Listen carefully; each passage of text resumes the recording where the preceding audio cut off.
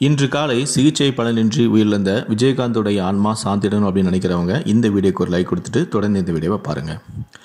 தொண்டர்கள் ரசிகர்களால் கேப்டன் என அன்போடு அழைக்கப்படுபவர் தான் விஜயகாந்த். கருப்பாக இருந்தாலும் எந்த துறையிலும் சாதிக்க முடியும் என்ற நம்பிக்கையை பலருக்கு ஊட்டியவர்.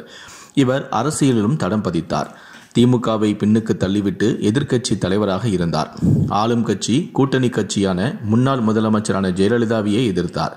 அவர் நினைத்திருந்தால் கூட்டணி கட்சியை எதிர்க்காமல் மக்களுக்கு குரல் கொடுக்காமல் அடுத்தடுத்த நிலைகளை அடைந்திருக்க முடியும். ஆனால் அவர் வந்ததே மக்களுக்கு சேவை செய்யதானே.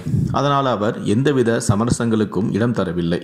கேப்டன் விஜயகாந்துக்கு நீரிழிவு, தைராய்டு, கல்லீரல் பிரச்சினை உள்ளிட்டவைகளும் இருந்தன. இந்த நீரிழிவு நோயால் கால் விரல்களுக்கு இரத்த மூட்டம் பாயாமல் இருந்ததால் வலது கால் விரல்களில் சிலவற்றை மியாட் மருத்துவமனை கடந்த 2022ஆம் ஆண்டு அகற்றியது. அதேபோல தைராய்டு பிரச்சனையால் அவரது பேச்சும் பாதிக்கப்பட்டது. அதற்கு சிகிச்சை கொடுத்தும் வந்தார்கள்.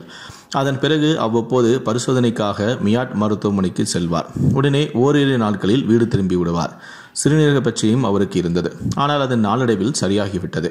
அவருக்கு முதுகுத்தண்டு வடத்திலும் பிரச்சனை இருக்கிறது. தைராய்டு சேர்ந்து இருப்பதால் கழுத்தில் இணைந்திருக்கும் தண்டவடத்தின் நரம்பானது பாதிக்கப்பட்டு அவருக்கு ஞாபக மறதி இருந்து வந்தது.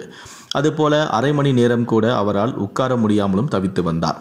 இதனால் அவரை கடந்த சில மாதங்களாகவே நண்பர்களோ உடன் நடித்தவர்களோ பார்க்க அனுமதிக்கப்படவில்லை.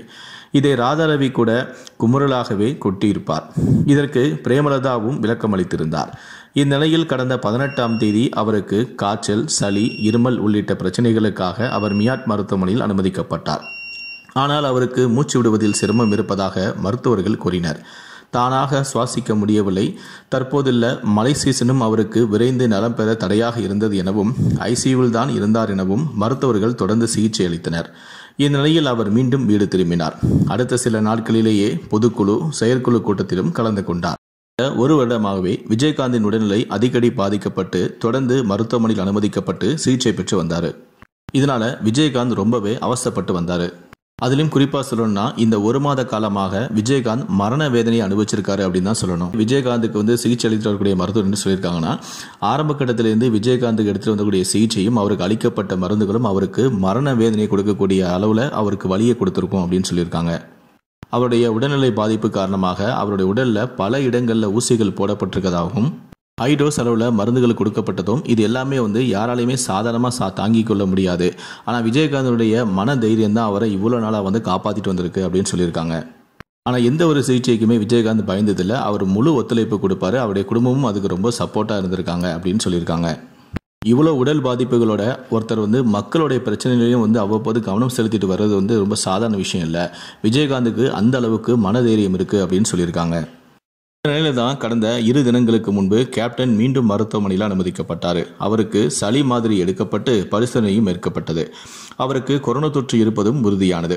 இதையடுத்து அவருக்கு வெண்டிலேட்டர் சுவாசமும் கொடுக்கப்பட்டது. எனினும் அவருக்கு மூச்சு விடுவதில் சிரமம் ஏற்பட்டது.